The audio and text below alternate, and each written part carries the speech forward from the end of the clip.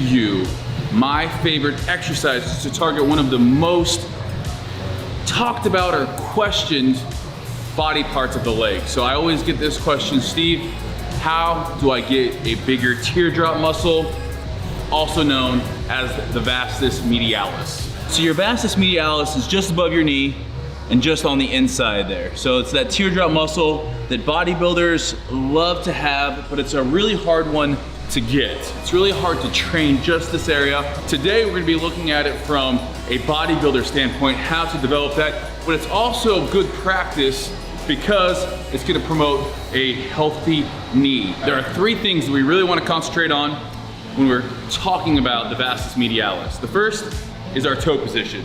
So our toe position is gonna come into play whether it's a squat or leg press or leg extension. The second thing is gonna be really our center of gravity. And that has to do with our toes, but it also has to deal with our heels and then the tracking of our knees over our toes.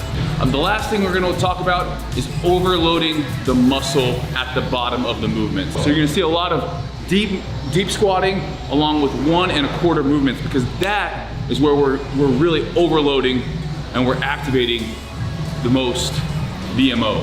So a lot of people out there, you know, they're really careful when they do squats. They want big numbers, so they really concentrate on hitting 90 degrees. If you want to develop glutes, and obviously we want to do that as well, but when we start talking about the VMO, we're gonna get deep. We're gonna get nice and low on things. That should be one thing right away we look at doing. When we couple that in with our toe placement and our knees over the toes, you're gonna notice that our heels wanna start coming up. And that is why we're gonna bring in the slant board into play on things. Doing this is going to allow us to continue to push through the heels on our squat movements, but also it's gonna keep our center of gravity upright. So if I'm here and my toes start coming up, what happens? My chest falls over my knee, I become off balance. So doing things on a slant board, it allows us maximal contraction of the VMO, getting nice and low, chest is nice and tall, and as we come up, we're pushing through the heels, coming up just shy of locking out. I don't wanna be there, I wanna be here. I wanna do 4 sets of this exercise after your warm-ups, and we're really shooting for that 10 to 15 rep range. As I get, you know, into my sets, I might start at 14, 12, 10, and I try to stay at 10 for these. You know, my goal here isn't to load it up with weight. You can obviously see we don't have a ton of weight on there, but it's all about that control as we go down, and I definitely feel it all over. Next exercise, I'm gonna be showing you 3 different variations of it, but basically it's a single leg squat, or in this case, a single leg step up. We're gonna be setting up the leg we're working, knee's gonna be tracking over the toe, we're gonna press up, and then with our off leg, I'm just gonna keep it straight, go down until I touch, and then back up. I never wanna be pressing off with this leg here. This leg is just hanging out, go down, touch, come up. This will eventually graduate to a pistol squat. So if you have it there, we're gonna be moving over to a taller box, and from here, we're just gonna be continuing on our single leg squat on this. My knee is well over my toe there. Keep your hands out here. Don't wanna use any weight yet. Trying for at least 8 reps. Press up, keeping that knee and toe in the same line. And from there, you can graduate to using a weight. I don't need to do that right now.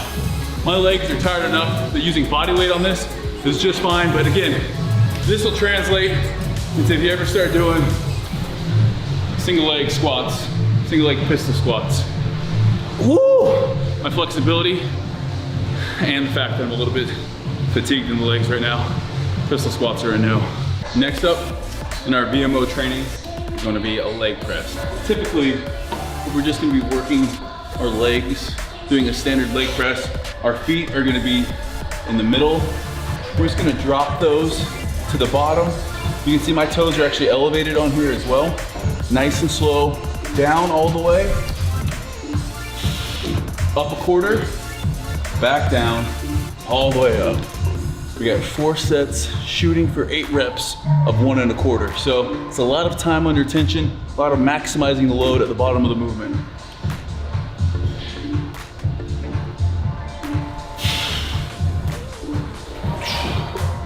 Next up, we're back to a single leg exercise, a Bulgarian split squat. What we're gonna be doing here, we're gonna have dumbbells. You can also do these with a barbell on your back. I like doing them with dumbbells. You're gonna have back leg on the bench. So that rear leg elevated as we go down. Once again, you see that knee tracking over all the way down, get depth, and then press back up. Keeping that knee and toe in line. I don't want it caving in or going out, but that knee is gonna come over top. So we're gonna be doing each leg individually, 10 to 12 reps. If you want, I've recently started doing these also on a slant board. Nice and high, I'm gonna be doing them on there. If you can graduate towards this, feel free. We wanna make sure though that you've mastered the basic movement first. The final movement for our VMO training is gonna be a leg extension. And I know leg extension works primarily your whole leg. Extended, down 1/4, back extended all the way down to get a nice stretch in there.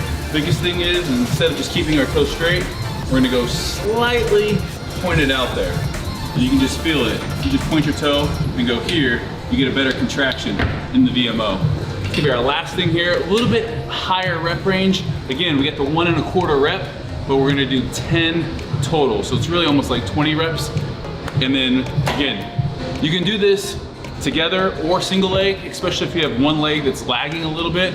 I'd recommend doing an isolation and really focusing on doing the same number of sets and reps on each leg, but only going as heavy as that smaller or weaker leg or less defined leg can handle. And that leg might be less defined for genetic reasons, or let's pretend that you're always looking at one leg. I tend to do that with my arms. I always tend to look in the mirror at my left arm.